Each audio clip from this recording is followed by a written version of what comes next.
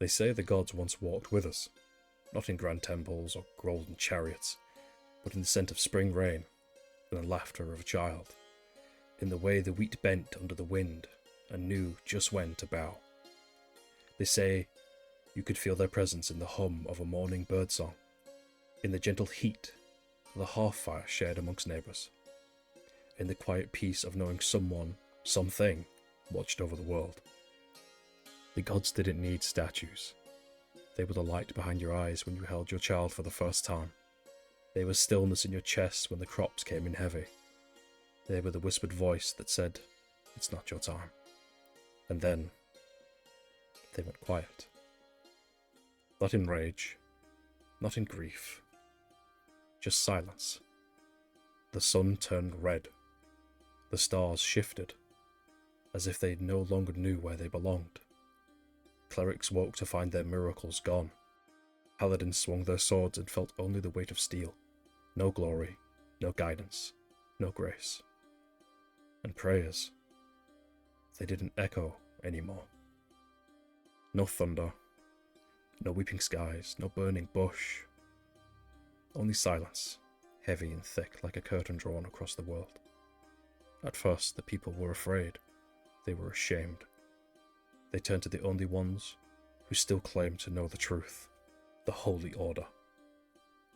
They told us this was a test, that we had failed, that the gods had not left but hidden, watching, judging, waiting. They told us to fast, to kneel, to burn the impure, to doubt those who dreamed, and we believed them. Because what else was there? One by one, the old songs stopped being sung. One by one, the old world was called heresy. And one by one, those who remembered the gods began to disappear. But it didn't end there. No, it never ends with silence. Something always answers the void.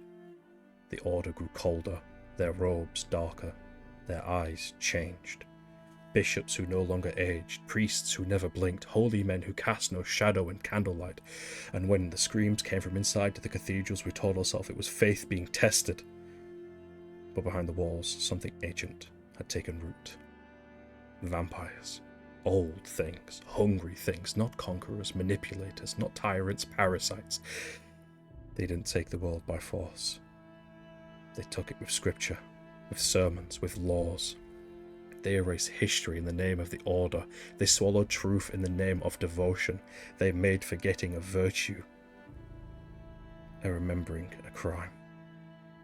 And now, temples lie in ruin, villages starve, and those who speak the gods' names do so with shaking hands and candles lit with wine bottles, praying, but no one hears.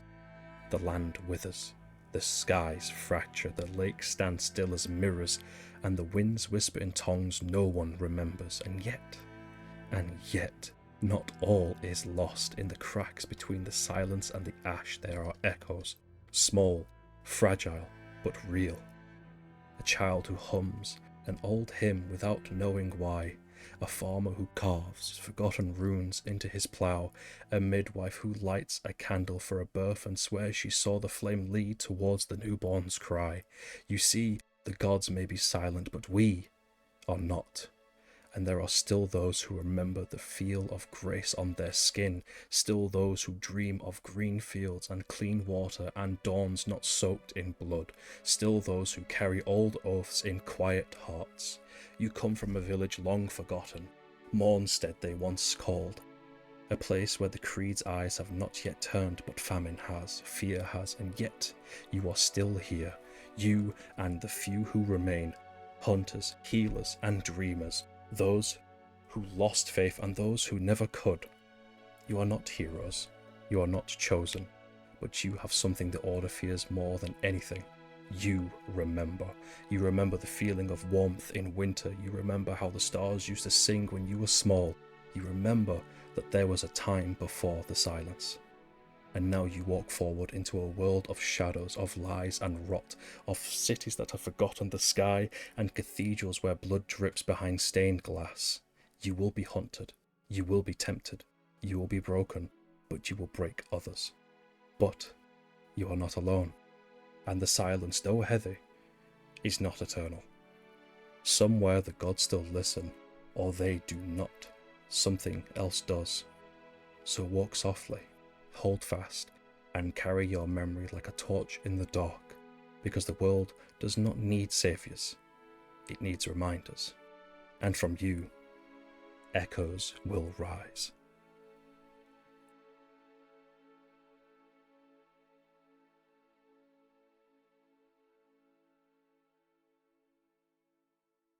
Hello everyone, and welcome to episode 5 of Echoes of the Silence. Our crew is lower than usual. We're missing 3 people today? Yes. Yes, 3 people. Yeah, 3. That's still a question. And we're going to get straight into it. No recap, no jogging of the memory, because today's an important session. From where we last left off, Demaya and Eltrin had discovered the remnants of the Mages Guild, discovered that a familiar face to the channel, not to the party, has resurfaced in another world of mine. They've been given a destination for the rebellion, and a parade is taking place, which they've been ordered to watch, guard, and protect. I'm asked the players, instead of telling you where you're going to be, where is everyone? We'll start with the 2 that are currently together, which is Demaya and Eltrin. What are you guys doing after traversing back through the tunnels into the old guild house and back onto the street? There's not much else for us to do but to just go. Were we given a location of where this is happening at? Outside the main palace. Okay. Well, I'm gonna head there, because I don't really got anything else to do, and I feel like Eltrin is still a little weirded out by what he's just discovered, but he's gonna go there and just wait. Okay, we'll go to the rest of you, since I think everyone was still together. They were helping me apart from tidy those up 2. the shop, I believe. Okay, yeah. We'll zip on through the city, over to the old... What would you call the place? I honestly don't remember. I knew you were going to ask me that. It's been so long. It's been so long since the last session. Something thread. Of thread and something, I believe. The wet log. I don't know what that means. What does that mean? What are you saying? I don't think it means anything, if I'm gonna be completely honest. It doesn't mean anything, it's just a wet piece of wood. Fair enough. Well, I was at Dorm's shop, basically tidying up. Everyone was helping me tidy up the shop itself, as it had been essentially ransacked. The windows door, I believe, had already been fixed up by the guards to make it look more pleasing instead of just a mess. And I was probably back upstairs after tidying some of it and just sat on the bed in the room on my own. Going through some memoirs. At least for the moment. What I'll do, I'll read you all this little prepared little script to like set the stage before the parade. Dawn breaks reluctantly over the city. Fog clings low to the streets, curling around stone foundations and market stalls, as the city itself hasn't decided whether to wake up. Somewhere a bell tolls, slow, measured, and official. This is not a holiday morning, it is a prepared one. Workers move with purpose, not joy. Wooden barrels are dragged into place along the parade route.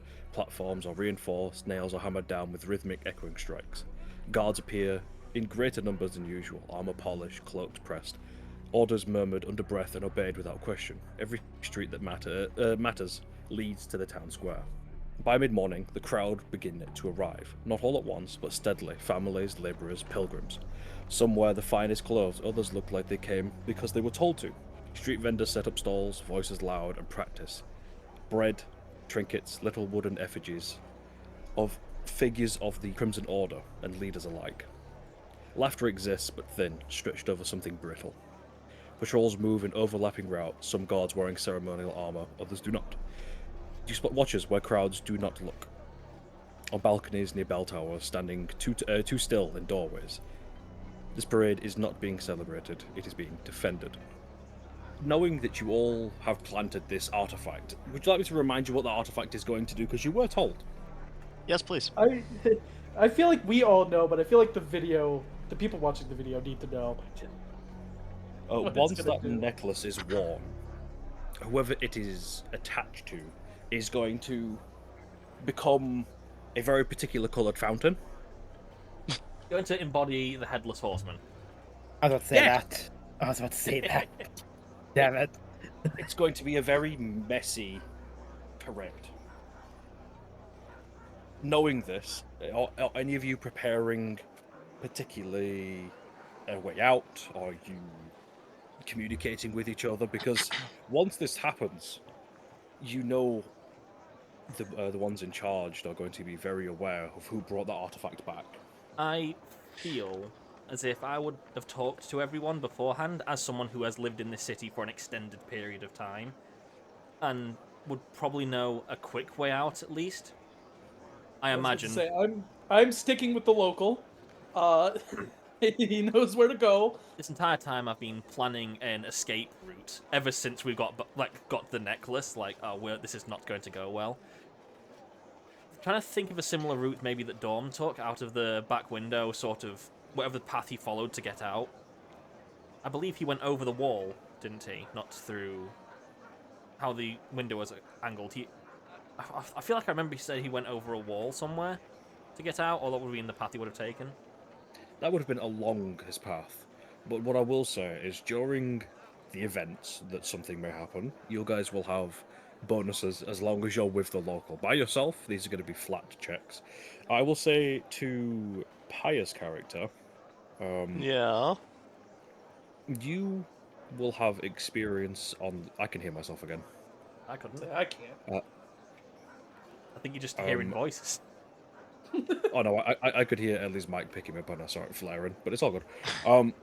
You will have experience on the roads outside of the city. You're a merchant, you've travelled here before, so in the event certain checks pop up, if people are with you or you're by yourself, you will have advantages. I would like to say, Mhm. as stupid as it may be, I feel like just the person that Alba is, just from like either a curiosity standpoint or just either, I kind of definitely the mentality of this isn't good, but I kind of want to watch. So is it like a middle ground between the nearest possible way out and the I'm going to watch this thing? No. It's either Great. you are in the middle of it or you're running away from it. I'll go in the middle of it. Why not? Because the city right now is under absolute lock and key. There are double the amount of guards you ever saw. And when you first arrived, you noticed all of the town guard always travelled in twos. They now travel in packs of 8. Ooh. The Inquisition is everywhere. Like there's figures that stand too still on bell towers and watchtowers are incredibly tall and are what seem to be high-ranking officials of the Inquisition. You all feel a twisting and turning in your stomach as this parade is being set up. If you guys have nothing to prepare or mention to me or ask questions, we'll move straight to the parade. Let me just look. I want to see if there's anything I could have done. Just as a quick thing, because I know it technically works with a like time. Would we be okay with the mage armor lasting just until long rest instead of specifically 8 hours, or is it working 8 hours as per spell description? For this instance, we'll just let it be used until a long rest. Okay, so that's definitely something I would have done before getting to this point. Is there anything that you guys want to prepare emotionally? Is there anything you want to do, discuss? Can I get my comfort food? What is your comfort food? The fruit sticks. It's either the fruit stick or it's scrungle, so someone better cough one up. We have So- Scrungle. I don't think we have fruit sticks. Sprunkle may be being hunted right now. Yeah, don't there we go. That's guys- where Alba is. I'm gonna be honest. I think it's better for a DM to say this. This next bit's gonna feel a little railroady, but this is just to move the narrative along. I'm gonna say you've all gathered. The occasional railroading is fine. That's how story works. I will say Aha! Personal opinion. You're right. What's that? I think someone just died. Baya, you good? Alba just got attacked. Alba. No, Scrungle that's. fought back. I was going to say, Alba is hunting Sprungle, and this time Sprungle isn't a victim. What I'm gonna say is you've all reconvened together in an area where you can watch the parade. You are part of like the larger crowd on the side of the street near the market stalls, and I'm gonna read something I've written. It's not the most. Are we all together before you start reading? Like we all. Okay, I'm gonna turn to the party and say something first, if that's okay. Go ahead. I intend to help you get out of here, but I will tell you all truthfully. I have to get back to Dorm, and if it comes down to me or you, I will save myself. That's fair. Fair point. Alba does not accept this. I will try to get you out. I will try and help. Honestly, it's better for me if you all survive. One, I like you. Two, having more of us is better in the long run, but I liked you enough for it to fall on my conscience that I feel like I should tell you that. To be fair, you did just meet us. I I would not know. expect you to go head over heels for us, so it's understandable. You seem like good people. So do you. It depends on who you ask. Well, I don't think I asked that person or those people. Okay, Honestly, are we? Sorry for interrupting the RP. It's alright.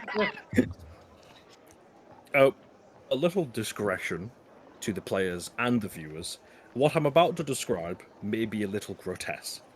If you do feel you're a little squeamish, this is to the viewer. If you're a little squeamish and you don't handle light gore, skip to this timestamp on screen.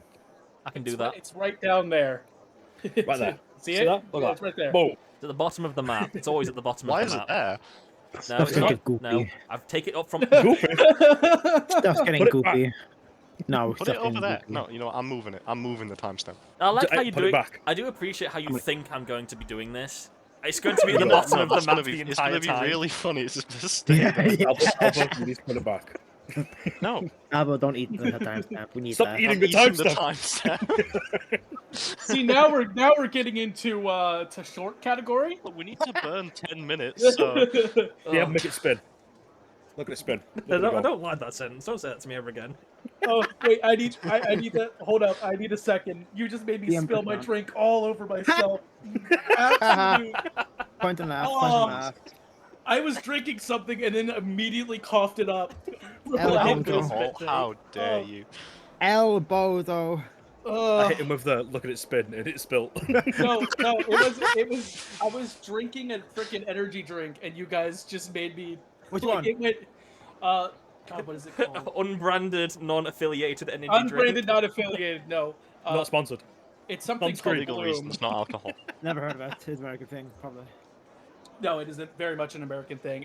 It went like up my nose and in my eyes, and I needed it. Is it mountain spew? Is that what it is? Sorry, but how did you manage to cough energy drink into your Because eyes? because here's the thing, it's a little can, right?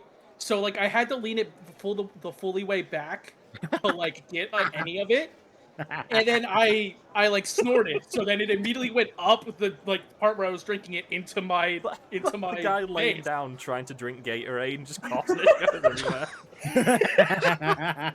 Fall flat back on the ground, drinking from a can. God, how did it got my hair? How did this happen? Should you let him go get a towel or something? Get that boy a towel. I have a paper towel right next to me. Can I ask what the current episode time is on? Because this is a good, you know, like, have About we passed 15 10? minutes-ish. Okay, okay. Okay. Oh, we can get violent. I can Hopefully. say fuck. God damn it. No! I'm going to cut all that bit out because that's nonsense, but the drink is staying in. Okay. Oh yeah, no. Everyone needs to know how much I just Yeah. suffered at the end of that joke. Yeah, no, I cut out analytic. Is it bad? I just video pictured stuff. Nathan sat there sopping wet of energy drink. Like he's, No, like, genuinely- he's been in the rain. Genuinely, like it sprayed all over my face. My sweatshirt is like not soaked, but you could definitely tell. And then I like reached The up to title for wipe that my. shot's gonna be interesting. That's I, all I, I'm This shot saying. was gonna be I reached fabulous. up to wipe my forehead off with the paper towel, and my hand brushed against my hair, and that was wet too. And I was like, "Wow, how did this happen?" You just turn around, it looks like after Mulan throws the teapot onto the matchmaker. It's just, what in the world just happened to Bro, me? I'm just picturing one of Davy Jones's crew from like Pirates of the Caribbean, Oh just my always God. damp. He's Oh, just God. wet. Yeah. Damn P. Jones. Damn Peter. Wait, The hold villain in up. the pirate No, I'm series. taking Damn a Peter. picture of this. It got on my bed sheet behind me. What in the Oh, absolute God. hell? What has happened? I That don't exploded. understand. Bro, I don't think that was a drink. That was a geyser. Bro, like, yeah. That Like, shit squirted. Bro, How so to kill pressurized him. are your drinks? Someone put the necklace on the can. Can you send this picture just into the side? like, my bed is completely behind me, so I don't know how it went that far. Or Picturing why. Nathan opening his tiny can and then just an eruption of water. I could get the same result from just stepping outside my house in the apocalyptic snowstorm I'm going through right now. Wow. I thought I was safe, but then my drink just decided to have a fit, and here we are. Well, we've definitely passed the Oh. 10-minute mark anyway. Yeah, we're Oh, definitely. bro, there are tears streaming down my face. I just, like it just bro, keeps getting you worse. should check the roof at this point. Yo, You know don't take what? me I wrong. would have not. The only reason I know it's not on the roof is because my face stopped all of it, like from going upward. That's like, I did a fantastic block. I did a fantastic job blocking all of these punches with my face. Nathan took face tanking, literally. Jesus Christ. You know, we hadn't had enough of a distraction. It was my turn to be the distracting one. This time.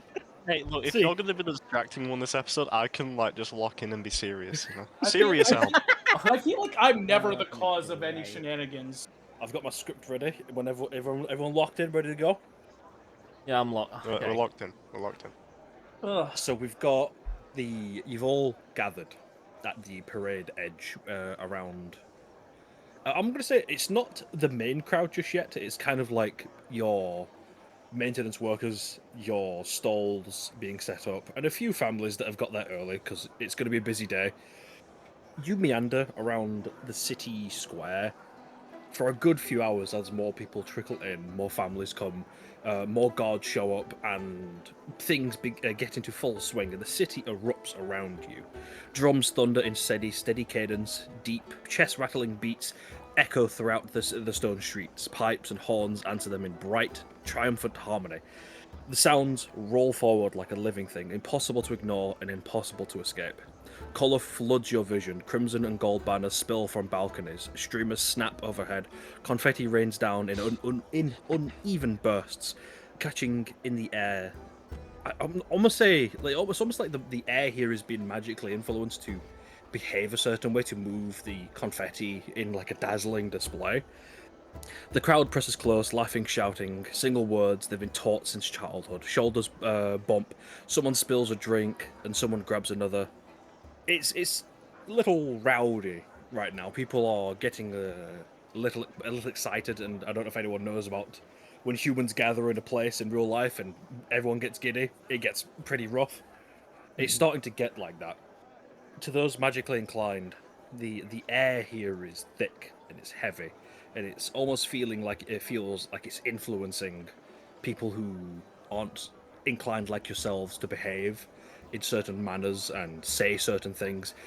Even you, Edmund, you feel yourself wanting to join in with these chants and these shouts. These are words and phrases that you've been taught since you were in itty bitty tiefling, and you almost feel like compelled to join in.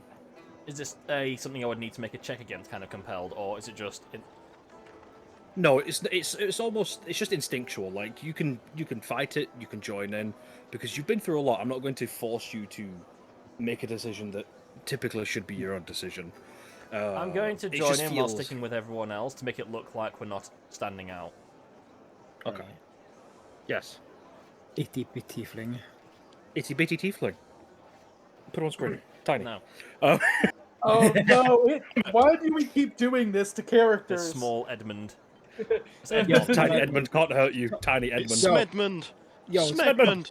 Tall Alba, now. Huh? Tall No. Alba, now. What, Tall Bear, Alba on screen? go. No. I'm gonna join in the Wide chat. Alba. I'm gonna join The in better version. the chants and such. Try and make us blend in more with being a part of the city instead of seeing if everyone's chanting and having fun, and you just see a group of like 7 people all stood there in complete silence, staring off into the distance, it stands out. Would I know the chant because I'm not from this city specifically? No, only Edmund, since he was born and raised here. Everyone else is Okay. You're from the village. You're from the Outlands, as people would refer to you all. You're Outlanders. As Alba doesn't know the chant, she still makes an effort to try and blend in, but it just comes out as incoherent, like babbling and noises. Yeah. To those that are joining in that don't know the words or the phrases, I need you to roll me a performance check Paladin, What if I'm intentionally failing? with disadvantage. Then you are admittedly still very high charisma. I was about to say you could just bumble your way into like doing it. Oh my god, that word! I bumble my way into acing it. I'm not gonna try. Do I just stand there? Oh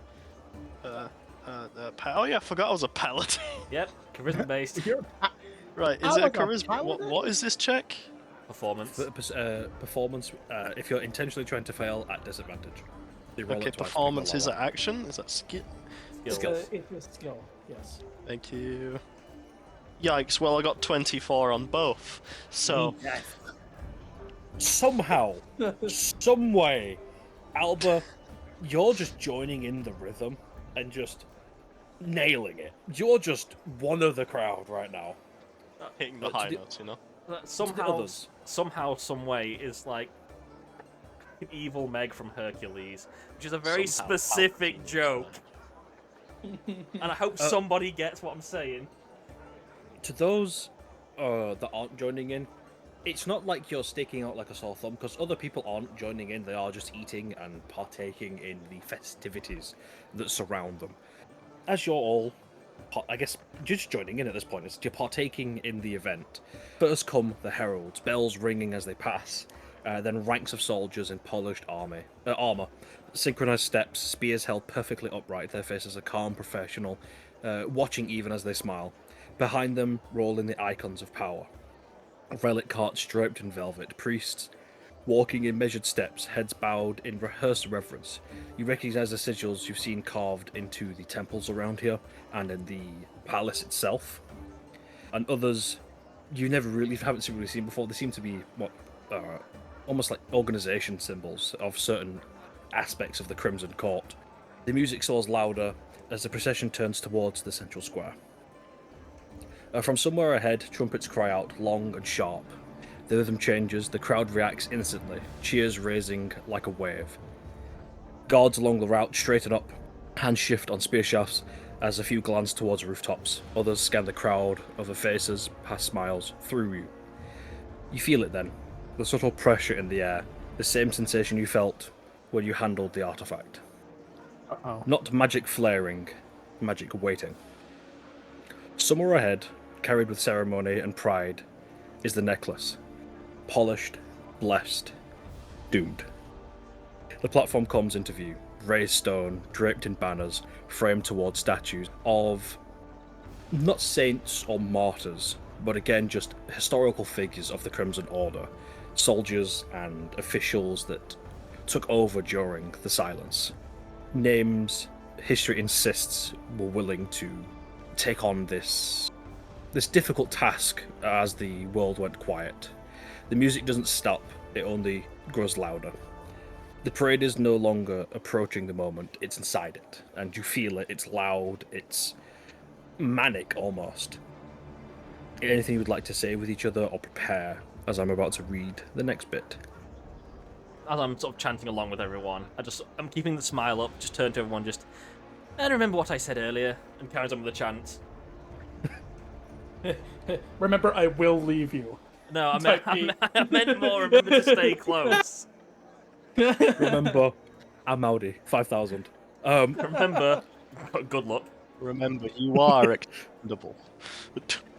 So, as you're inside this moment, the music begins to soften and trail away as you see him, the what did I call him? It's been a while. Oh, you're the one with the notes you wrote. Where is He it? is now and forever known as the fella. The fella. The victim. I will. The speaking official of the city, not the twins. People around you almost like in mourning begin to take their hats off. It's almost dystopian the way people react to seeing this man. And his voice is amplified magically by what seems to be a trumpet that's been turned into some sort of magical megaphone. And you hear his speech begin. People of this city, of the realm, today we stand together, beneath banners not of conquest, but of unity. Look around you, at your neighbours, at the guards who keep watch, at the children who laugh in our streets without fear. This is not a coincidence. This is order. For generation, chaos gnawed at our borders, false prophets who whispered that the gods had abandoned us, that faith had failed. You hear like murmuring amongst the crowd, almost agreeing with every word, like impartially. But silence is not absence. Silence is patience. And today we answer that silence, not with rebellion, not with doubt, but with devotion. His hands gently almost caress this necklace being held out in front of him by these two cloaked, I'm not going to call them peons, but that you can tell that they're much shorter than usual, and from beneath their red cloaks that cover them entirely, you see their very thin, almost skeletal-like hands with very long nails are holding out this necklace. This symbol I wear is not merely an artifact of power. It is a reminder that authority exists so people do not have to carry the burden of choice alone. That sacrifice, true sacrifice, must sometimes be decided for us. We will endure, we will remain strong, and under my guidance, and he takes the necklace and begins to place it around his neck. You can almost hear the click as the necklace is set on his around his neck, and you see he goes to speak and then touches his throat a little bit, and you hear a cough that comes through the loud megaphone. The sound doesn't come all at once. First confusion, and then a sharp, wet crack that doesn't belong to celebration. Then screaming. The balcony he stands upon erupts into chaos as the higher power collapses forward, hanging over the balcony, his head not severed, not with a clean stroke, almost pulled inward into his chest cavity. Ew. Yikes! And the viscous liquid that leaves his neck is not the typical crimson of blood. It's almost like black ichor. It sticks together and drapes down the stone stairs below him, and for a moment, utter silence. And then the bells begin to ring, not in celebration, deep, violent, and wrong. For every major avenue, iron gates slam shut with a thunderous force. Portcullis crash down, chains lock. You hear shouting from the outer districts, panic, anger, and fear as people realize the exits are gone. Guards abandon the ceremony instantly. Helmets snap down into place. Orders are shouted, overlapping and frantic. Everyone around you is beginning to scream and shout and disperse into the various streets and areas as you all notice the exits to the city have been shut closed. And then an explosion. Smoke booms from three separate points along the inner walls. Barricades burn. Watch posts go silent. Figures in mismatched armor surge into the streets. Banners unfurled at once, and blood has already begun to be drawn. The rebellion does not announce itself; it moves. And then, in a moment, you look up towards the bell tower, and a sudden, unnatural whine cuts through the air, so high, so painful. Every head turns upwards. From beyond the city walls, a shape pulses with light.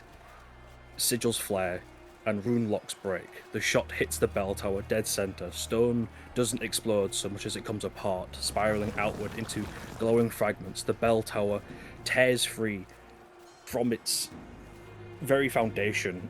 The bell tower is a hit with a cannon, and it begins to crumble down on itself and collapse onto the city streets, narrowly missing the people scattering into the houses to find safety. And you're in the middle of it. All of you are in this moment of utter chaos. What would you guys like to do? Now would be a very good time to leave. I must agree. Well, let's go. Yeah. Oh, sorry, check no, that. I need to say this properly. Alba believes leave now. Yes. This is not what Most likely. I was expecting. Rebels are here. The rebels are here. You need both. No. Is there any like a rebel immediately nearby us, like nearby me, or No. fuck? Are we hostile? Like, do the rebels mark us as hostile, or are we merely not even considered at this point? Like, I feel like we I don't was have thi- any signets or Yeah. identifiers to be. only way they would even know who we are is if those people we didn't kill when we took the amulet told people about us. And at that point, I think they'd see us as allies. I say we just go. We just leave. Honestly, I don't think we can make much of a difference here. Once this is a shock factor right now, but once they regroup, once what was the actual thing called? The Crimson Order. An order. Once the Crimson Order regroups and Scarlet Knights. retaliates, it's not gonna be good. It would be good if we could take them all out in one go, but I don't think that's going to happen right now. Probably I think not. I agree. I think we should leave post haste. So you all take off into the chaos and into the streets. And I'm going to read a little more to kind of set more tone and give you some options as a DM. The ground shudders again. A second scream of arcane energy rips through the air, then a third. Somewhere deeper in the city, towards towers of white stone and crimson banners are punched open by impossible force. Entire buildings collapse inwards, swallowing council chambers, record halls, and sanctuaries all in at once. These aren't random targets. These aren't just done at random by this rebellion. It's planned, it's coordinated, and the Order is clearly trying to respond to all of it. Crimson-clad figures attempt to rally. Priests, inquisitors, enforcers shout and doctrine over the chaos. They do not last long. Rebels move with brutal clarity. No war cries, no speeches, just blades drawn, spells loosed, and precise, merciless violence. You see rebels pass civilians without a glance, stepping around them to reach members of the Crimson Order. This is not indiscriminate slaughter. This seems to be practiced and prepared. You see groups are peeled from the streets and shoved into the side passage. Your cellar doors are shattered, walls that reveal tunnels beneath the city. Symbols are scratched into stone, quick, subtle, marks only meant to be seen by those who know where to look. Civilians in the city take note, and it seems that the rebellion have planned this for what seems to be a long time. They're opening up various tunnels that have been dug, and these symbols, people are gathering by them as rebellion soldiers open them up and lead them out of the city. This is giving you an opportunity to follow, but the Crimson Order are still watching and still fighting as they're trying to fight back against this rebellion attack. What would you guys like to do? Leave. Is there possible theoretical. Go on. Yeah. So, we know as you've so eloquently, oh my god, not even eloquently put, we know the Scarlet Knobheads are evil. Okay. Wow. Yes. But, right.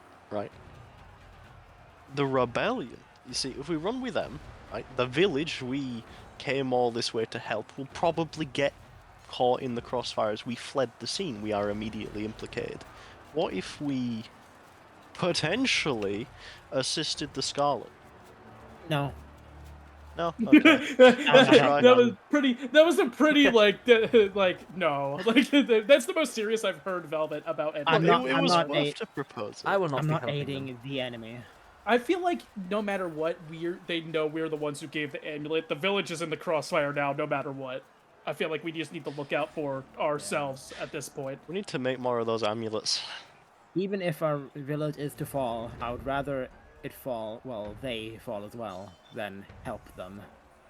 And potentially lose both fights. I think what we need to do Fair enough then.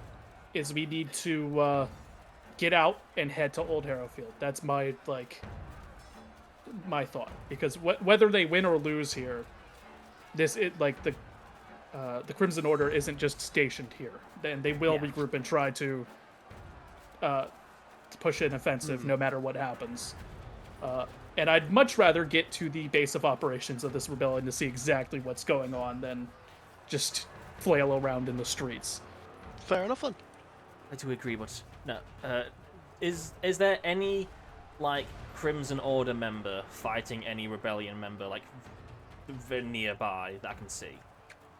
Yes, so you are in a C-shaped street. Both ends are being fighting on different fronts. The Crimson Order are fighting the rebellion away from the street, and on the other end it is the opposite. But at the very what's the term? Apex of the curve in the street, there is a tunnel that has been revealed by rebellion that are leading various families out of the city. They're not fighting any Crimson Order members. Scarlet. Up the street, yes. The both ends are fighting, but the ones at the very apex are leading people out of the city. He's as good a way as any. Just turn to everyone. Yes, I agree, but you head to the tunnel. I would be right behind you. Okay. I'm going to run over to one of the resistance members. Okay. I will go to the party first who are led into the tunnel, and you are led immediately down and through this passage. It's filled with people who are obviously worried. An attack on the city is taking place, and you're all pushing through this cramped, dark, I can't even say escapeway, because it feels almost too practiced. How these people are moving, like the civilians here. This might not have been their first time with an attack. And above you, you're hearing the shouting and the fighting, and then you feel the ground shake 3 more times as cannon fire rips over the city again. And we'll go to Edmund, who is doing what exactly? I go to the nearest rebellion member I can find, and grab him by the shoulder, probably more aggressively than I should be. Okay. But the Goliath, Dorm, is he here? The rebellion individual lowers their mask and hush to your ear. He's not here. You'll find him at the Harrowfield. I give him a very intense nod, like direct eye contact. Just thank you. And I'm gonna immediately follow him down the tunnel. Okay. As you dive into the tunnel, you hear you hear, and then you turn towards the noise as you see the crimson banners burn as towers fall, bells are silenced, and statues crack and topple. Not of gods, but for men who have claimed to speak for them. It's I think in anyone's lifetime, if you've lived in the city, this is the most extreme you've ever seen something. The buildings collapsing and the fighting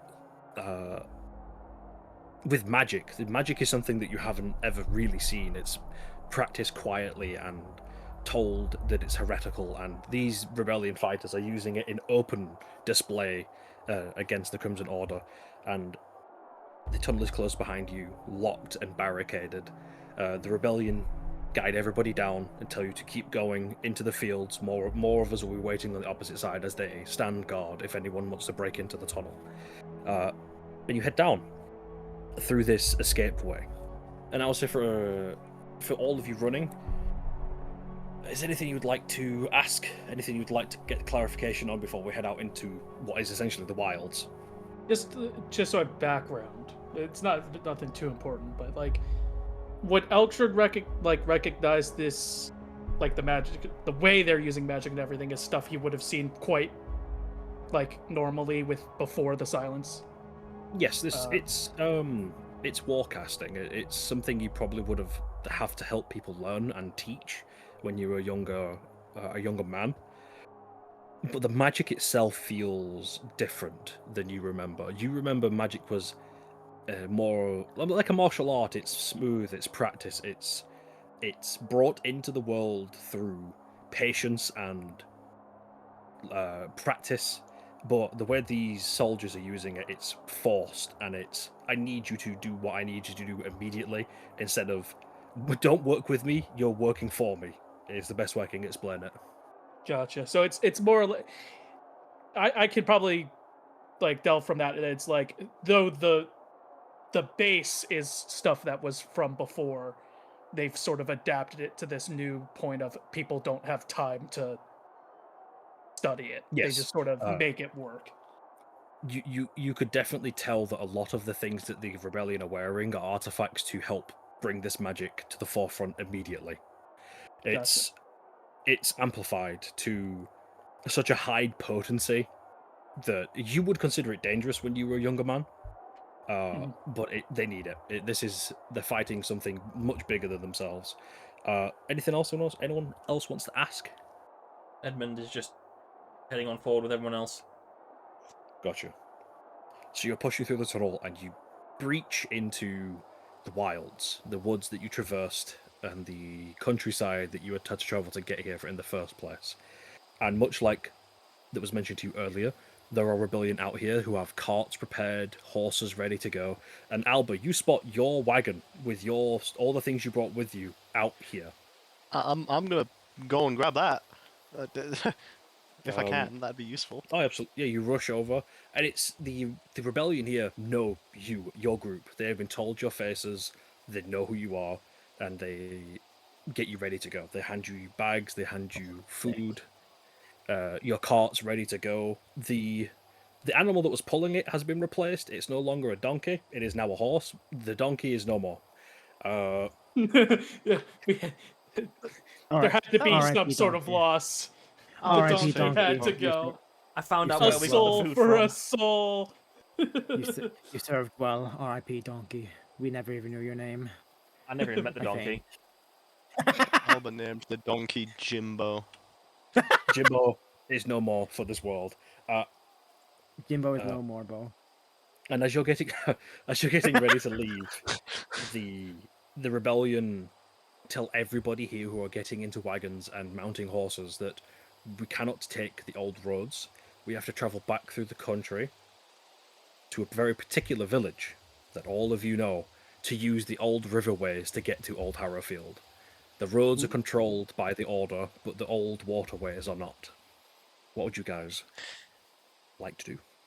To follow them, obviously. I'll give you some options as DM. Do you want to travel as a convoy with these individuals, or do you all want to rush ahead and get there before them? Oh, I would say we stay with them. Safety in numbers is a very real thing. Yes. Because I will say, this isn't a fighting force convoy. This is families and children and a few rebels.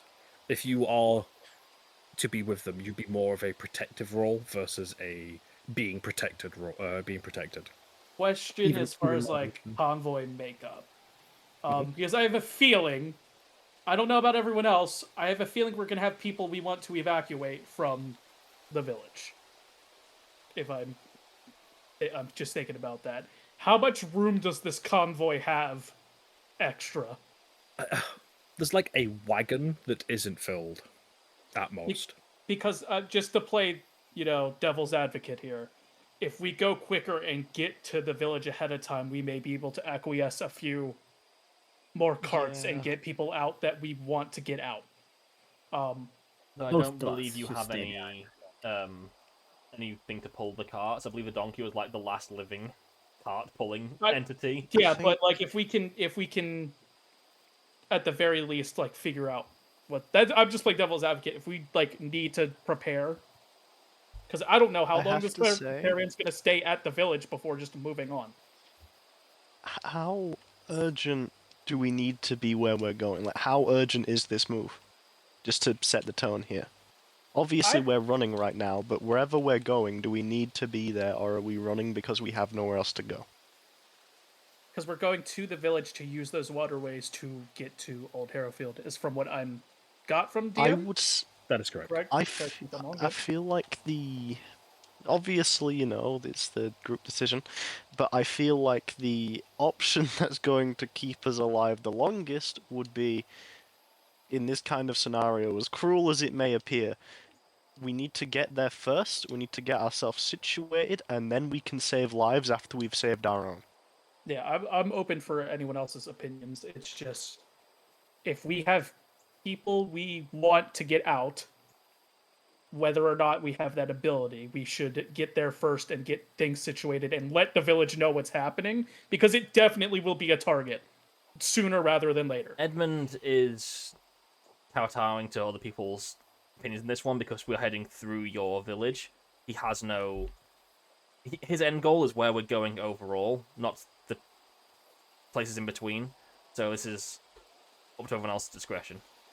Well, I'm not going to stop some people from going ahead if they want, but someone should stay behind and make sure this convoy actually gets there. Do you think one level 3 person it would be strong enough to stop a force? No, but one person will probably be enough to get our village ready. I see what you mean to keep tabs on what's happening there, because if Who's got the we're sitting highest around waiting for, constitution that can run that far, like who Or- thinks they'd be able to or- actually make the journey before the horse carts? how long is this, or how? I think. 1 second. Constitution. Where is this? Quick question. I am don't very see fast. Is there a I have limit 20. to how far away a familiar can be away from you? Because I don't see it. I see there's a limit of communication, so I wouldn't be able to communicate with it. But could I just leave Scrungle, like with the I can go ahead. with the caravan? I can get there fast. I've always been rather lithe. Also, there's nothing stopping you from asking for a horse as well. The amount of carts the horses are sort of required. I would say, are there any horses that are just not carrying a cart? There's a couple horses that aren't being pulled, that aren't pulling wagons. So there's a few people that are mounting them, and there's a couple that are being left as like almost reserves. Because here's what I'm thinking: if you really want to do this, one of us from the village, should go ahead, maybe out in front of the caravan, and we leave most of us here, would be a good intermediate, because one of us from the village will definitely be able to convince the village leaders and stuff that something is happening and it's going to be bad. If anyone specifically wants to, if not, I can go. Because I feel like I should go as the highest charisma. I would say either me or Actrin, because we are quote unquote best known in the village. I don't know how much Alba is known in that village, other than as a trader. Alba's been there a few months, right? At the very least, I forget how long Alba said. She passes through every now and then. She's just a trader. Yeah, Basically, she's everyone's bought something from her. just a merchant, though. So I don't know if people would trust him like that. So I think someone who lives there, aka me or Actrin, should go. You wanted to save the convoy. I mean, if you want the safety on the road, I can head along with somebody. I have a few tricks up my sleeve for getting out of sticky situations. And he sort of readjusts the monocle on his that he wears constantly. As you see the horns recede back into his head and the complexion of his skin change colour. And as he's talking, you can almost see the fangs on his teeth sharpen and get pointier. With a small amount of persuasion, I could possibly passing for one of them. Interesting. Well, unless anyone has objections, maybe me and Edmund ride ahead to the village and get them prepared, and the rest of us can stay behind and just keep tabs on the caravan, even if it's not a big enough force to repel any a bigger force that might attack. It can at least help save a few of the people traveling here. Yeah, I see. Okay, is that the decision? Yeah, sure. What we'll do is we'll take our first break here. Very well, very well.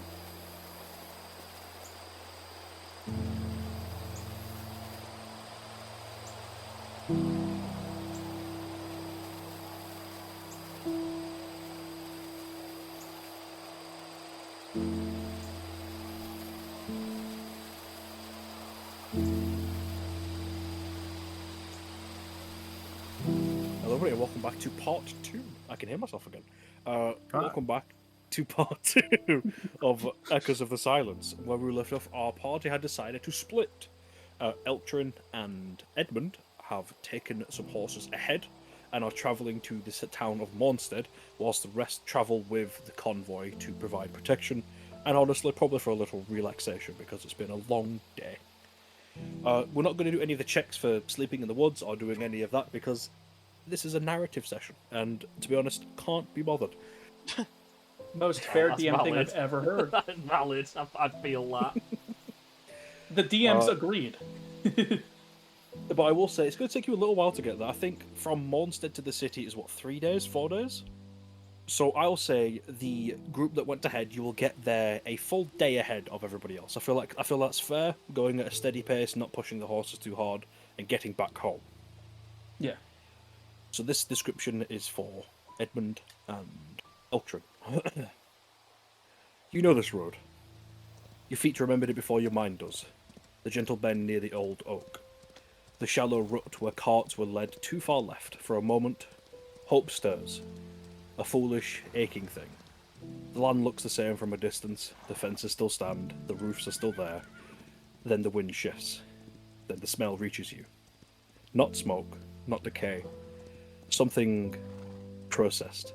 Bitter. Chalk dry, like wet stone and burned metal. It coats the inside of your mouth and makes your eyes sting, even when you breathe through cloth. Mournstead stands ahead of you. Whole, silent. Every door is open. Not broken open. Open. Hinges intact. Latches cleanly forced, as if entry was granted everywhere at once.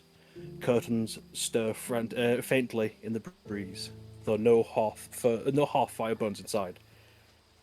You step into the village proper, and the quiet presses in hard enough to feel physical. No birds, no insect, no livestocks. Not even the creak of loose boards or the clatter of something settling. It is the silence of a place that has been emptied on purpose. Homes are gutted from the inside out, tables overturned and stacked against walls, cupboards pulled down, their contents spilled and left to rot where they fell. Bedding slashed open, not violently, but efficiently. Feathers and stuffing swept into damp corners where they fused into grey clumps. Personal things are everywhere, but never where they belong. Shoes lined neatly along the road, pairs matched and placed heel to heel. Cooking knives gathered into a single pile. Blades snapped cleanly. Children's toys, wooden animals, cloth dolls arranged around a well as if in play, all dusted white. The well. Iron bands have been bolted around it, sealing it shut. The bucket lies beside it, half melted, its fuse roped into a stiff, useless coil. Black residue streaks the stones around the rim, and beneath the metal cap you hear a faint, wet bubbling. The water is still alive. It shouldn't be. The old shrine near the crossroads is gone. Not smashed, not burned, removed. The stones where it stood are scraped raw, pale against darker earth, the outline of its base still visible like a scar. Someone has painted the sunburst eye directly onto the ground in thick white slurry that has seeped into the cracks. Inside the meeting hall, the walls are scored deep where symbols once hung. Not broken, scrubbed away. Stone abraded until it bled to dust. Benches are stacked in the centre of the room like a pyre that was never lit. The air inside tastes caustic and your throat tightens the longer you stand there. The footprints are everywhere. Boots, heavy, uniform, all the same tread, all moving inward, none leaving. The far edge of the village beyond the last house, the ground dips into the shallow field where festivals were once held. That is where they are, laid out in rows, not thrown, not piled, catalogued. Bodies wrapped in coarse canvas soaked through with the chalky white substance that crusts their clothes, their hair, their skin, faces uncovered, eyes open, mouths stiff and pale, lips cracked where powder had settled into the corners. Some are old, some are young. Some are small enough that their wrappings look oversized, excess fabric folded neatly at their feet. Hands are clenched tightly around nothing, nails broken, knuckles raw. One body still wearing a wedding band, other has a ribbon tied in their hair, the colour nearly leached white. There is no blood. There are no wounds, just skin that looks wrong, brittle, grey, as though life was leached chemically, not violently. A placard stands at the head of the rows driven deep into the earth. The letter is precise, practice. Contaminated settlement, heretical influence confirmed. Purification complete, area sealed.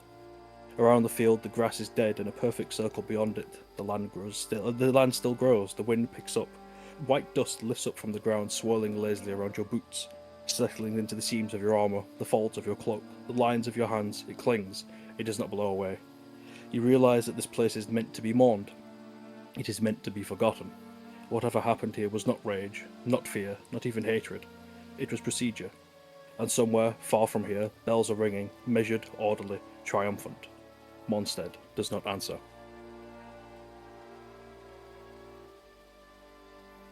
The silence is palpable. Yeah. I'm gonna do a little something. Go ahead.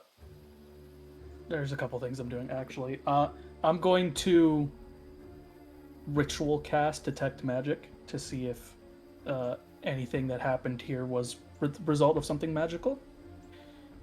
Okay. And I'm gonna at the same time Eltrin's looking for his mother to see if his mother is here within these bodies that are here. So I will say, with detect magic, there is no sense that what happened here was magical. Okay. And checking the individuals that are here, she is in fact there. Okay. I think that's definitely something Edmund would pick up. Like, he looks a little too long at one of these people as he's going through, but he doesn't say anything. As he just moves around trying to figure things out. Just from the looks here, how much of the village does this seem to be? All of it. All of it? Like, I'm not counting anyone missing. Everyone that you know and have took note of, everyone is here. Okay. Elkshorn will take note, then turn to Edmund because I think he kind of forgets that Edmund isn't from here and wouldn't understand what the severity of this. He kind of turns to Edmund and goes, "Something truly horrible has happened. I don't think there's anyone left for us here to evacuate. Whatever has happened here has resulted in the end of Mournstead." Edmund looks at you in a somber way as he begins to walk past you to go and do something for a moment. Just puts his arm on your shoulder, his hand on your shoulder. It is unforgivable, and I am sorry. Elkshorn just gives a curt nod and just goes, "We must make sure this isn't all in vain. Do as you wish. I'd investigate the... I forget exactly what people here called it, but essentially our mayoral center. See if there's anything left behind or any clues as to what has happened here. I need to check out my abode and see if there's anything left." Also, another somber nod back. What Edmund is planning to do is to go... and I'll point out where it is so you don't wander around looking for it. Before that, however, before he goes to the mayoral house, he's going to... the eye sigil that's in the ground? Yes. How large is it? About a house size. Edmund's going to go and take some of the curtains from the houses and try and cover up as much of it as he can. Okay, yeah. He's not stepping inside it. He's not rubbing it out. He's just covering it. Yeah, I'll say that'll take you a good 5-10 minutes. And any other curtain such he finds left over, he's going to place over the bodies. Mm-hmm. Eltrin, just to reiterate on something you said earlier, there are a few people missing, and it is the elders to the city. So they are not within... They're not in that area where Not they're in all that area. catalogued. Then I will inform Edmund as that as well, just in case he stumbles upon them. That the elders are not here and could be somewhere else. And then he's gonna head to... I guess he would have lived with his mother in her apothecary, so that's where he's heading specifically. It follows a very uniform pattern as the other homes here. It is gutted. Everything has been moved and thrown around and about. All of your books are missing. All of the potions are gone, and it's a mess in here. Truly a mess. Gotcha. Alexander guys just take a moment to look around here. Sort of center himself, and throughout the whole time he's gonna go through this entire village, event and just like look around. This whole time he is just, I wouldn't say constantly, but like he's ritual casting detect magic every time it starts to get low, so that he just has it Okay. as a like constant, like if anything, because I'm assuming even like weirdly no magic, is it like weirdly no magic is here even though there should be some, or am I used to not There should like be a knowing sense it? of magic here. You and Maya were responsible for a lot of the magical energy that was still residing here, and it just seems to have been purged away with this chalky white substance. Gotcha.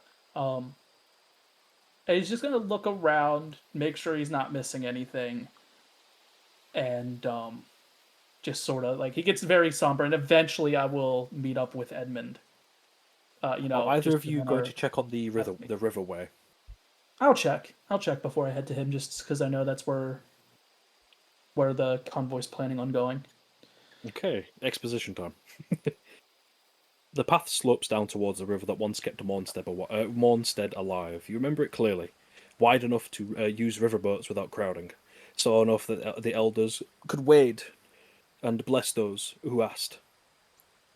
The river is still there, but no longer belongs to the village.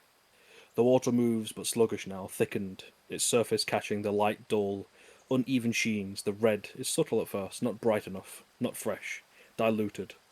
Worked into the current like dye rinsed too many times from cloth.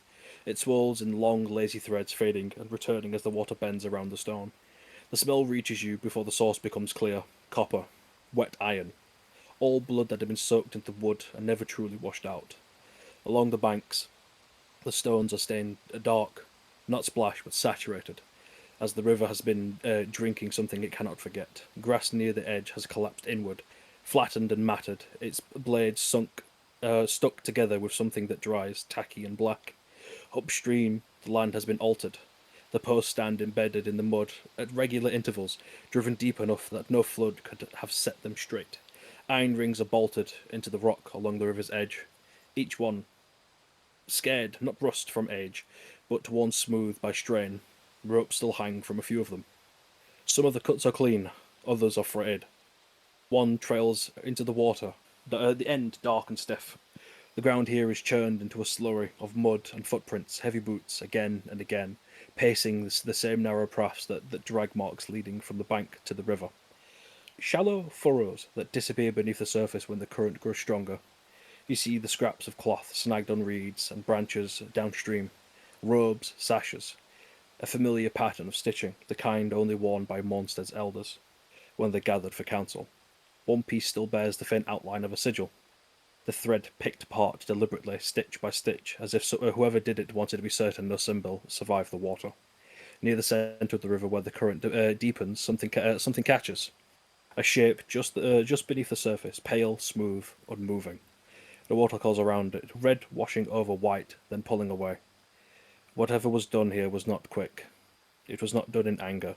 It was done slowly, deliberately, with witnesses, with words spoken, with the river forced to carry the last authority Mournstead ever had. The river keeps moving, it always will, but it will never be clean again. And before you is a scene of the village elders being executed. I'm gonna do a thing, and I will ask mechanically if it can do this. I do have a funny little spell Mhm.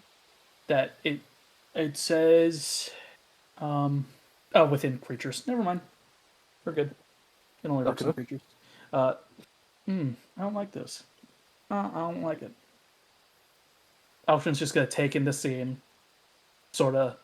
I think he's still processing, but he's definitely making sure he's not missing anything. He's getting a kind of a good idea what happened here, but he's gonna just take it in for a moment and then head back up and reconvene with Edmund. Okay. Edmund, depending on how long it's taken, you either come back to Edmund finding any sort of blankets or large covering type like fabrics to just lay over the bodies, depending on how quickly you've done that. Because I imagine that would take a while, depending on the size of the village.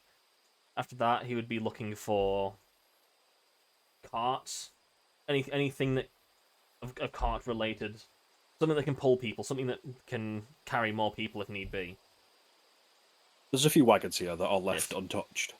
He'll probably do his best trying to get them as sorted as he can, but he's not the strongest person in the world. He may not be able to physically drag them to where he needs it to be. I would say a lot of them are too heavy to move. They are obviously wagons supposed to be pulled by horses, but you'll take note and you will know where they are when Yes. people ask. And you see Eltrin come back from over the hill where the river is, heading towards your direction. So the waterways available? At the moment, I believe they are contaminated. I found the elders, and it was not a good sight. I believe they are usable, but going to be unpleasant, to say the least. A pleasant journey to a pleasant end, hopefully. Indeed. We should use this day to clean up a bit. I know there were mostly families on board the caravan, and I'd like to spare them the trauma. And then we should, or at least I will, prepare to meet the others and give the news. Obviously, you have no real ties to this place. I cannot ask you to do the same. I will help you as I can at the moment, but as I must say, I must get to Harrowfield. I do not think there will be much of a delay in that matter. It does not seem like there's anything left for us to take. These are your people. You just tell me what you need me to do. You see, he kind of looks at kind of the area. You've covered them up, right? At this point, attempting to at least. Yeah, he just kind of looks and he goes, "We'll use what cloth we have to cover them more, and unfortunately, I don't think we'll have time for burials. And then we'll wait for the others, see if they have anything they need done, and then move on our way." And you see, he kind of looks up at Edmund a little bit more.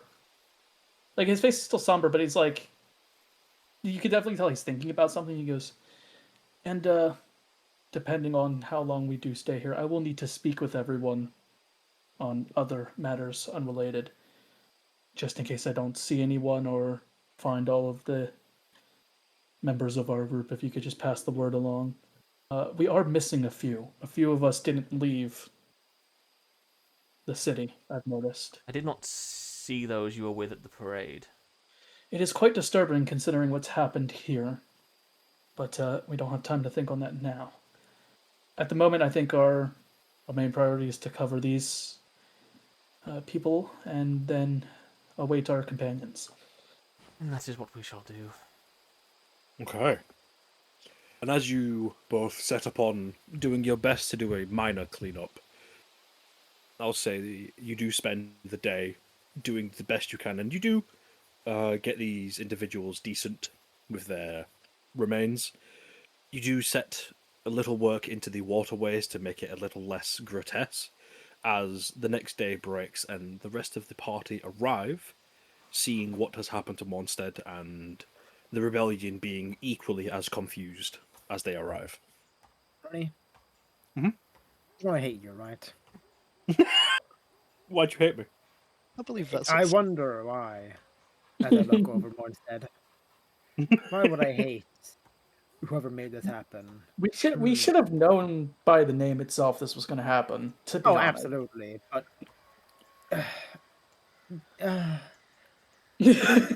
rage, It's working. rage, and despair. What are you, a The Sith? hero's journey. There Yes, is no Lord. good story told if it wasn't difficult to go through. Incorrect. Have you watched Disney? Yeah, all of the parents I think die. I think Disney has a trend of murdering people. Specifically parents. Hush Yes. now. Hush now. So you arrive into the city. You see what is left of Mournstead. You see Edmund and Eltrin greet you as they kind of guide you away from a lot of the atrocity, and you all gather in what's left of the old meeting hall. And what is the plan? What is the I'll let you actually. You guys just discuss in character. I'll mute. Um, I'll answer questions if you need. Just a quick question before you go Yeah. that we probably would have asked the caravan. Is the caravan planning on staying for like a day to recuperate, or are they just like, we're leaving? So the convoy is stopping here. Other members of the rebellion are going to meet you with boats to use the old river. Okay, so we have time to discuss. You've got plenty of time. Plenty of time Gotcha. to go over things. All right, we'll do Shut it. up, Duolingo. Fucking bird. I think Alva's going to be uncharacteristically quiet here. Not even like trying to find Strungle, just generally. I don't want to use the term mournful, as she was merely a trader here. However, it's more so Alva sees like memories as more important than whatever she's doing, and she sees this as just like a complete erasure of that. So she's more just like still trying to process the fact that so many people have just been dropped. Eltrin's sort of sitting at this table, mulling about. He kind of looks over at. God, what's your character's name again, Velvet? I can't remember. Your characters are always the ones. Demaya. Can't ever remember your names for some reason that you come This up is one with. you've played. This one you've met before. Why do you not remember her? I don't know. It's Or been so Bradford? long. The only reason I'm remembering Edmund is because I'm in Roll20 looking at the name every once in a while because I know Zach's in that thing. Fair enough. But he's got to kind of look over to Tobias, who's like the only one with us who actually like lived here, other than Eltrin. Yeah. You see, Eltrin kind of looks across at Tobias, like a little bit like more somber than anyone else, and then kind of looks at the center of the table. So, I've done pretty extensive investigations. I do believe there is nothing left. I can't quite get to the bottom of what happened to the general people of the village, but the elders were made an example of. Best I can see it is, at least from my thoughts, this was planned ahead of time. This wasn't something that just happened due to things that may have transpired, at least not entirely. We should figure out how we are going to proceed, and then I would like to speak to all of you on a different matter. But that can come after we figure out our next steps. Obviously, we are going to Old Harrowfield with the others. But after that, we need to decide what path we want to take. I, for one, are going to make every one of those bastards pay for what they've done. You're not alone in that. So, at the next convenient time we meet with these rebels in Old Harrowfield, I will be, I suppose, joining or helping or whatever they call it. Yeah. And we, on top of that, need to figure out what these damn things inside of all of us are doing and how to get rid of them. Oh yeah, I kind of forgot about that. If anyone else has any suggestions or comments they need to make, now would be the time to do so. Does Alba still have? Well, I'm assuming Alba has the general like little wagon that they carry around. Mhm. Okay. Are we near the wagon right now, or are we in like inside a house? You're inside the old meeting hall that you were in when you first left to be sent by the village to go get them food. Right. Well, if there is no objection, Alba. I can't remember what voice I used. If there is no objection, Alba will go to check the wagon. There's a various amount of, just random trinkets and such. They're hopefully still there. God knows. With any luck, there might be something useful, as we can't exactly take a wagon over water. If you would like to do that, I would like to discuss something with the entire group, though, first. Unless you really want to check right now, I won't stop. There is no urgency. Edmund, obviously, you don't have real connection to us or this place, but I know you said you will help us as much as you can, but we would be honored to have you with us continuing forward.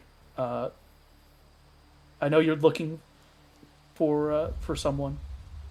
Once you find them, obviously you have no. We're not expecting you to stick around after that if that's not what you wish. That would be a decision for when that time arrives, it seems. But for now, I will stick with you all. You seem, as I said, like good people. This is not. It's not right. Elkrid nods and then looks around at all of us that are gathered. Anyone else have anything they need to say or would like to say? Should Albus state the obvious? Which would be We are stuck in a place of... Well, in a dead place. Yes. While Alba does not wish to be callous and disrespectful of attachments some may have, time does not seem to be on our side. These tunnels, that we came from, originated in that city, and as much as I'm sure, we gave them we gave them this village's name. They know where we came from. They know we ran. So Alba believes we should make haste in whatever we wish to do. indeed. There's just something I should inform you all about before we continue traveling. I know we all, or all of you, were born far after the silence occurred.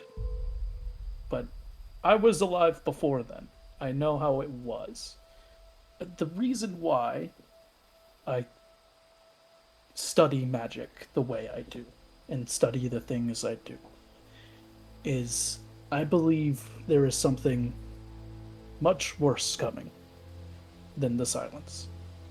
And I Okay. believe it is something I need to handle. What I'm about to say may seem outlandish and impossible and crazy, and you may believe what you must, but I am speaking nothing is exaggerated. What I speak is simply the truth as I know it. I believe the absence of the gods, and maybe something even outside of the gods' purview, is causing irreparable damage to magic in itself. You all have been witness to my chaotic outbursts already.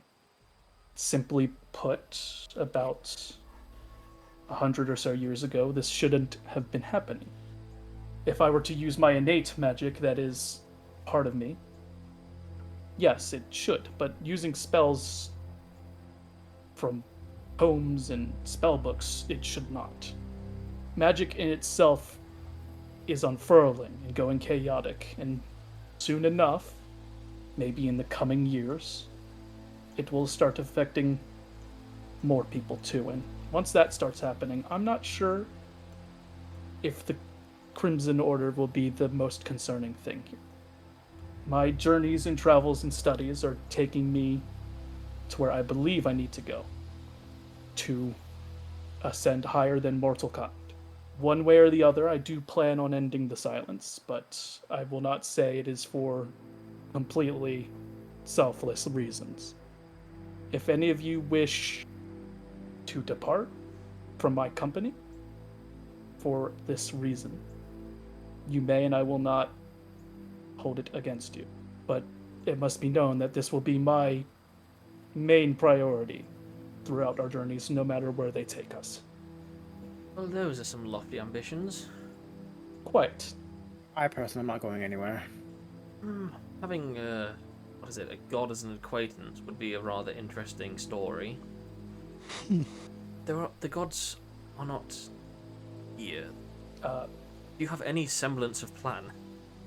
Eltrin is now digging through his bag, and he pulls out a few of his research and scraps and books that he had on him, so that wouldn't have been taken. I theorized, even before the silence, of a realm, a place outside of time and space and normal godly realms. I believe there was an entity responsible for the upkeep and control of this realm. after the silence, whether or not this entity was silenced or because of the gods being silenced was taken out of the equation to some way, that it is seeping into this world and maybe other worlds beyond our own. As much as it is disastrous for magic and the effects are wild and chaotic and unknown, if I were to find a spot that this magic and chaoticness is seeping through, I could, let's say, slip through. My studies were inconclusive on whether or not there would be a ritual or something or a place specifically that would require this to allow this slipping through. But if I can find the exact specifics, it would just be a matter of finding a ritual or a place where this magic is most coalesced. Again, I was in the midst of study, and it hasn't been a quick process. Edmund takes out that strange-looking, very shiny needle. You may have seen before during the fight with the skeletons, but he brings it out again, just twiddling it between his fingers. So it seems you want to look out for a needle in a stack of needles. You could say that, I suppose. Was that yeah. just a setup for a pun? Trying to lighten the mood. It's not a great day. That it is. Understandable. On this note, Alba wishes to depart. What I will say is that I think I can learn more from Old Harrowfield. A lot of the more restricted knowledge of the Arcane College was taken there. So I will be heading there either way, but if anyone has objections to traveling with me, I would not be upset or surprised in any way. Well, we're all felons already.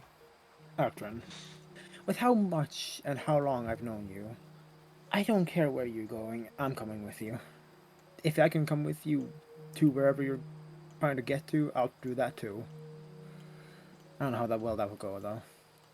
Outrin gives a small smile and he goes, "Well, we'll just have to find out then."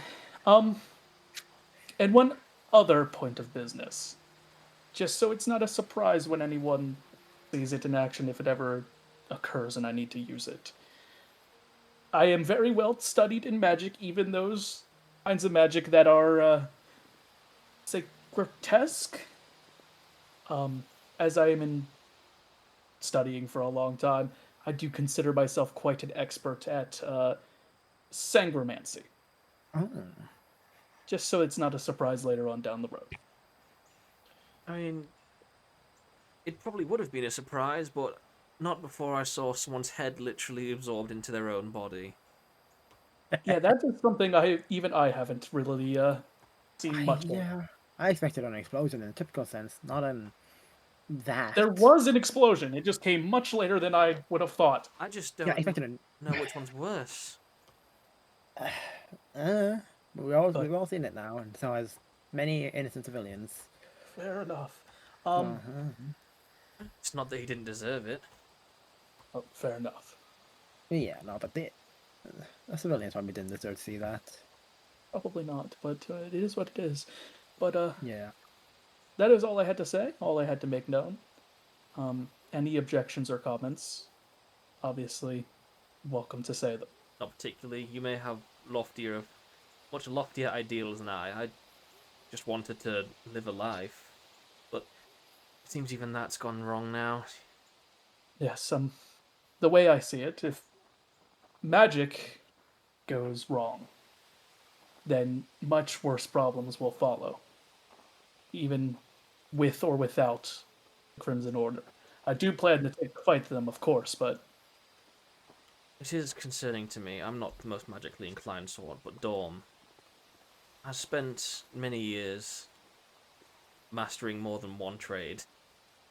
Yes, he is a fantastic tailor, but he is also rather skilled in the magic. You'd probably get on, to be honest, if you brought him outside of the official shop business. hopefully upon reaching Old Harrowfield, we'll get the chance. If anyone else has anything to add, now would be the time to do it, because if not, we should get moving post haste. I do not wish to stay here very much longer. Well, I have nothing important to add, but I do have a question for afterwards. Fair enough. My question is simple. Can you teach me Sangomancy? You see, he kind of looks at you. He goes,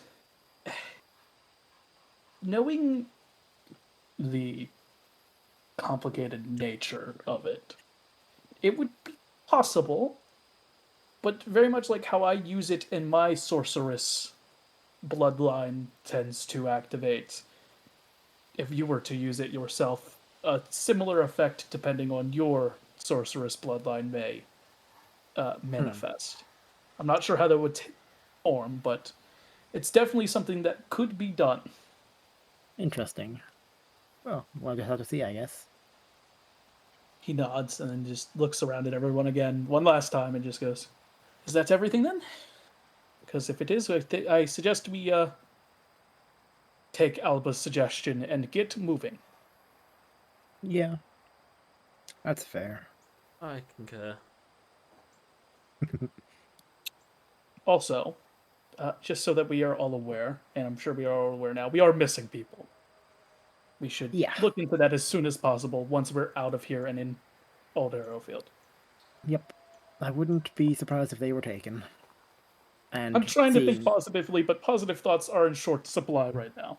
Well, considering what happened to our village, I don't really have the best thoughts.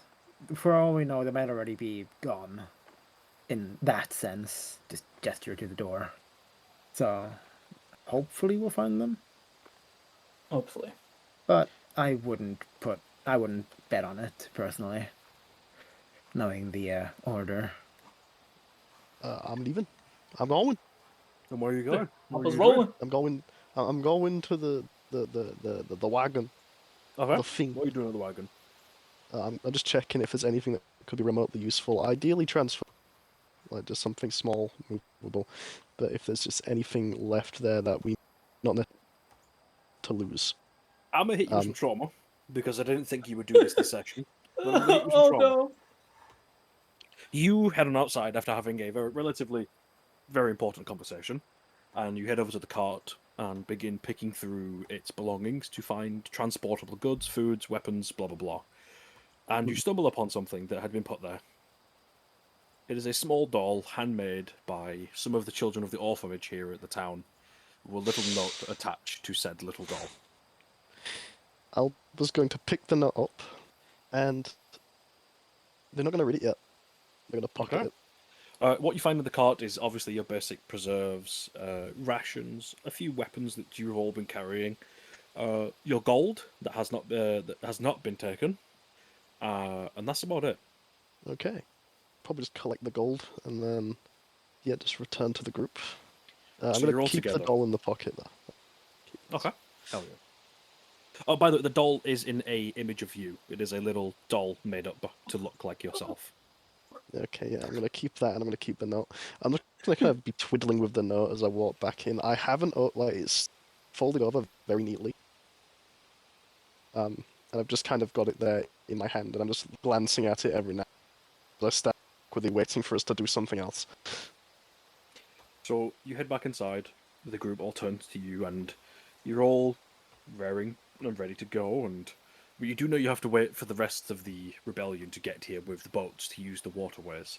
Now you can stay in here and make this place a relatively comfortable-ish sleeping place. You can use your old homes if you want to go through them, or you can leave the village entirely and go on your own adventure. This is up to you. My question as a DM is, what are you doing? Aldrin's gonna stay in here. I feel, are any of us like wanting to leave before the rebellion gets here, or are we all planning on going in the boats? Well, I mean, the boats are the easiest way, I would assume. And I didn't know if means anyone was like wanting to go now, but I'm going if on we're planning on waiting, the route that we've been informed of, because that's the only route I'm sure of. Yeah, that's fair. It's also that way we're also with the group. We have So we might If We we have have other people. sacrifices if need be. Shot. Aldrin's just definitely gonna, like, for the moment, just, like, set up at a table and go into, like, um he's basically getting into, like, the I'm gonna work and study and do things so I don't think about the, like, dread that is settling over me at this. And that's pretty much where he's gonna hang out until the boats get there and they're ready to leave. Okay. I will say, you make your places comfortable. You prepare a fire, and you wait for the coming nightfall for the rebellion to arrive with the boats. Is anybody doing anything before bed? Ew. It's a I'm gonna read no. the note. You want to read the note? Oh no. Okay. Away from everyone else, I want this to be a, Yeah. Oh, okay. Are you ready? Yeah. So, looking at the note, the paper is folded unevenly, creased and smudged with dirt. The ain't faint in places, like the writer pressed too hard, then too softly, unsure at the bottom, and several different handwriting styles overlapping. To Alba. We hope you're safe where you are. Elder said you'd be gone a little while, but not forever. We believe him. We're sorry we didn't say goodbye better. Everything happened very fast, and when you were already packing and everyone was talking at once, I wanted to run after you, but Mara said not to bother you because you looked like you were carrying something heavy already. The fields look worse again, but it rained yesterday for a little bit. It smelled like bread. We pretended it was a good sign. When you come back, we're going to show you the place by the river that the stones are flat enough to skip again. We're practicing. Thomas is cheating though. He throws them wrong and says it still counts. I wish you stayed longer. It was better when you were here. The nights were quiet then. Please come back soon. Please don't forget us. We won't forget you. From Lisa, Thomas, Mara, and in brackets, everyone else. Okay. Alpha's going to. Sorry, I'm like. That's some stress laughing if I've ever heard it. Yeah. It's not stress laughing. It's trying to figure out what to do. Because the way I'd react and the way Alba would react to this is very different. So Alba's going to pocket the note again. She's going to make sure that the little doll recreation is still there. And she's going to write another note. Mhm. I don't really know what's going to be in this. I don't have enough time to think of something well thought out. But, does Alba know where this spot is? Yes, you do, and unfortunately, it's where the elders were mutilated. Oh, great. Is the orphanage, like, 100% empty? Yes, it's been gutted and ransacked. Okay, can't leave it at the orphanage. The other place is cursed. Right, yeah, she's just going to write a letter. I'm going to leave it intentionally mysterious. Very mysterious. Mainly because I don't know what to point at. And then she's going to go to the orphanage as if things were normal. Would they have some kind of like letterbox or like a desk just to leave it in normally? There's like a reception on the inside. And she will just leave she'll just leave the letter, believing it won't ever be read by anyone. She'll just leave it there. She kind of just wrote a reply to the letter, generally saying, just trying to be reassuring. Obviously, she knows it's not going to be read by them, but she doesn't really know how to process this because this is the first time this has been, done. So it's very much. Okay. She's unsure how to handle this. The first time she's got anything remotely close to this, and they've died before she can see them again. Okay, so I'm going to describe to you the orphanage as you approach and some descriptors and maybe give you some things to interact with. It's entirely up to you. You can just walk in, leave. I'm not going to stop you. Okay. The orphanage stands still. The door hangs open, hinges creaking softly in the breeze. One of them split where it's forced inward. The building smells different from the rest of the Mournstead. Less chalk, less iron. Instead, there is a lingering scent of old stew, damp wood, and smoke that never quite cleared. Inside, the light is dim but intact. Shutters are open on one side, letting Pale moonlight spill across the floor in long, quiet bars. The common room is wrong, in small ways, tables overturned but not smashed. Chairs lie scattered, yet none are broken. Blankets are missing from the shelves, none burned, none left behind, but taken. A half-finished pot of soup still sits cold on the hearth, untouched. A skin of fat hardened across the surface. On the far wall, a chalkboard remains standing. Most of the writing has been scrubbed away, but faint markings remain. If you look close enough, numbers, letters, attempts at words. One corner still bears a crooked drawing of a house with smoke rising from the chimney. Someone tried to swipe it clean and stopped halfway. Down the hallway, the sleeping rooms open one by one. Beds are stripped bare, mattresses pulled aside, and stacked against walls as if someone was searching beneath them or teaching the children to hide. A small few wooden toys are scattered across the floor, but none are conspicuously absent. Under one bed, you find scratch marks in the floorboards, not from claws, but fingernails. In the caretaker's room, the wardrobe stands open. Inside, the lower shelves are empty. The higher ones still hold folded clothes no child could reach without help. A loose floorboard near the back wall creaks when you step on it. Beneath it, a handful of wrapped bread, crust, hard cheeses, and tin cup with a dented rim. Someone planned for time. In the rear stairwell leading down to the cellar, the air grows cooler. The steps are scuffed heavily, many feet moving quickly but not panicked. At the bottom of the cellar hangs a jar. Inside, you find signs of intentional absence. Crates pulled aside to reveal a narrow gap in the wall. A candle stub burned down almost to nothing, melted carefully so no wax dripped onto the floor. The gap itself leads into darkness, not a tunnel, but a crawl space, widened just enough for small bodies to pass through. On one stone beside it, etched faintly with a nail or a knife tip, is a mark. A simple circle, a line through it, and beneath 3 short scratches. Signal. Not everyone was taken, not everyone stayed. And whoever left this place behind meant someone to follow. I will follow.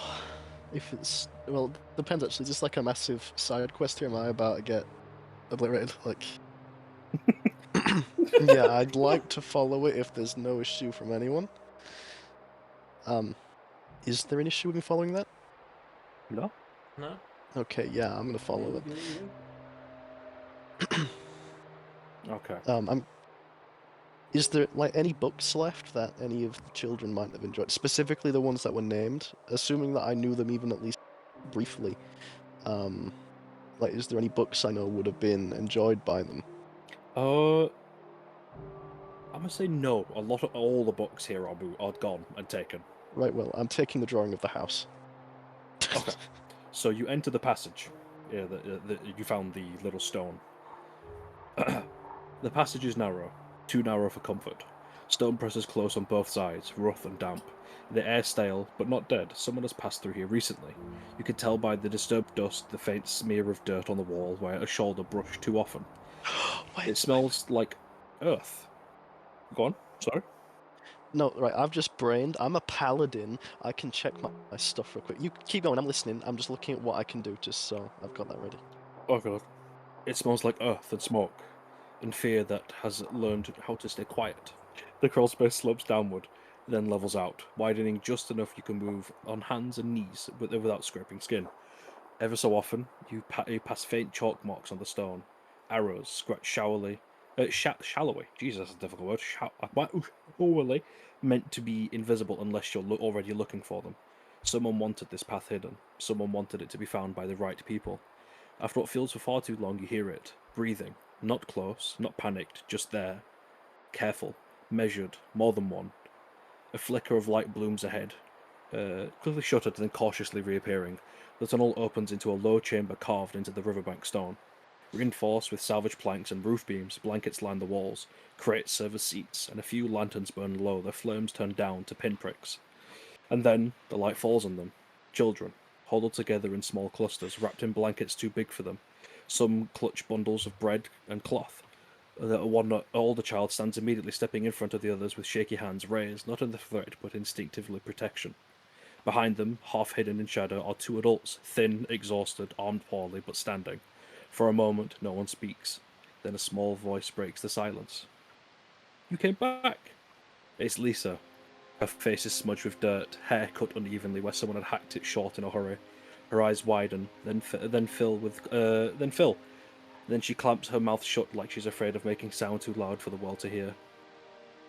We thought maybe maybe you wouldn't, she says, but Mara said you would. She said you don't leave people behind. A few others peek out from behind blankets and sleeves. Thomas squints at you, then gives a weak, crooked smile. You took too long, he says, but it's okay, we waited. One of the adults exhales a breath they've been holding for days. We moved when we could, they say. The Order didn't look for tunnels, they didn't think the children would run or plan. They gestured to the river beyond the chamber, barely visible through the cracks in the stone. We followed the water, we followed the old paths, we stayed quiet, the lantern flickers. For the first time since Mournstead fell, the silence here isn't empty, it's shared. And in a low hidden place beneath a broken village surrounded by survivors who shouldn't exist, the world feels fragile, but not finished. I do apologize for my delayed reactions. Yeah. See, guys, I'm not a monster. I'm not going to murder orphans. Yet. I Just absolutely most of them. This time. So Most of Alba everyone is else. very much like, oh my word, like, it is a bit of an emotional roller coaster for poor Alba right now. It's like, oh my god, I've moved on from these people who I kind of liked, and they're like me, and oh, they're alive now. Like, oh, what is happening? So, I don't know. Again, like, I don't really know how she'd react to this. I'm assuming she had some form of relationship with these children. Yes. Like, there was some form of. Every time you would come back to the village, they would swarm you and want to do things with you because you're their height, but you're also an adult, so you can do things that they do. You can go to places that they can get to. You can go in crawl spaces, you can go in tree houses, you skip stones, you would often bring them, little treats that you would get from trading with the outside world, and you were kind of their little connection to what was beyond Mournstead. Alba apologizes for the delay. However, now is the time to leave. Alba seems like this is very, not quite disconnected, but very much still in the kind. Yeah, definitely shell shocked. She's going to look over the group. Is there any kind of harm done to them? Is there any injury? It seems that the two adults that were responsible for them have kept them all in good health. A lot of the girls have had their hair cut very short and unevenly. Right, what of the adults then? Are they okay? They're just exhausted. They clearly have been through a lot in the last so many days. Is there anything I can do that would help? That's up to you. Well, I'm just thinking what do I have the ability to do? Can I give them a bit of a boost? Do I have that ability as a paladin? You have lay on hands and such that you could pull from and give them a little bit of actual healing. Well, yeah, I intended to heal them, but I didn't know if they were in a condition that they needed to be healed or not. It's up to your judgment. Let's see. Have we had a long rest since I was last active? No. Okay. And how many people are in this room? 2 adults and about, I would say, 9 children. Well, didn't they dang it. get here a whole day after us did? Like, when they have gotten a long rest in that time? Actually, yes, sorry, my bad. I keep forgetting the time skip. Yes, you've had a long rest.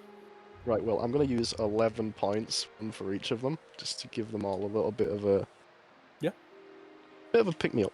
I'll offer them the best reassuring smile I can possibly muster under the circumstances and ask them to follow me out. Okay. You lead these children and the adults back out into the... I'll call it the corpse of Mournstead right now. And to all of you, you're outside by the carts getting things organised, and you see Alba leading a group of children and 2 adults. Ultron is desperately going through his head now, because he was certain he saw everyone he knew in the village. Mm-hmm. And now he is freaking out now. Internally, that he almost left people behind. Demaya's going over. Okay. I'm assuming Demaya would have spent some time in the orphanage because she likes taking care of children. She feels, and because she doesn't have a family like that, she definitely feels akin to them. I would assume she would know some of them. So yes. You're familiar with a few of them? She's going over and just, she doesn't know what she's going to do. She's going over. Okay. While you head over and you're getting ready to use the riverway, we're going to end episode 5 of Echoes of the Silence here. You know, for the sake of not ending without my doing something, she's hugging the children. I was about to be inquisitive, and now I'm concerned. I'm gonna have to remember for next time. Thank you all for attending episode 5. I hope you have all enjoyed today's experience. Any opinions of today's session, fellas, before we end it? I Fuck had you. to mute myself because I sobbed. There Oh. will be a war Wait, path. did you do legitimately? This is not a piss take. Legitimately, I am not messing around. I had to mute myself. Okay, so I think the only person who's not cried in a Rennie session at this point is me, and that's because I'm emotionally weird. That's because that doesn't count. Well, no, generally speaking, I can usually disconnect myself. I don't know what was up with this. It wasn't when we got to the orphanage, it was the note. That was the part that did me. The note was I very think it did you real. in more. It's like you read the note and you were like, "Oh, it's over," and then it hits you. It's like it's not over. Like No, it's- that note was very well written to feel like it was actually a child writing it. I think what hit me the most was the fact of like there was a very good chance you didn't go to the orphanage to find Yeah, that I out. And thought we would about have that just as well. left. I really thought of the chance. Like, wait, we might have just left these people behind. I think Rennie would have Oh, done no. something. No, he wouldn't have. No, he No. wouldn't have. Yeah, actually, that's no, fair. No. fair. he would have let it happen, and he'd tell us after the session too, like, guys, by the way, you messed up. Maybe. But for everyone who's watching this, who's only seen like Rennie's YouTube campaigns, this is much more akin to a not YouTube campaign episode. It's pretty rough. Oh yeah, it was. We have the light-hearted DMs and the everything needs to burn DMs. And Rennie can be both at any given time. I'm versatile. I'm a versatile DM. Bitch. This is going up the week after the party all get really confused by a circus in my episode. It's going to be such a Oh, yeah. lurch. Oh, God. But thank you all again for attending. If you have made it this far in the video and you haven't hit the like button, please consider. And if you're not subscribed, smash the subscribe button. See that little bell? Click that, because that will let you know It might when do we something. upload. Doesn't work for me, It but could it do might work. something. It might work for you. So we'll test that out. You know, It you know should what? work. You know what? Should do If that. the YouTube algorithm and gods, decide it'll work, and if not, too bad. But again, thank you all for watching. We do appreciate you. I've no announcements. I think everything's just moving forward with 2026. Say goodbye, everyone. Goodbye, Bye. everyone. I'm stressed. Hello!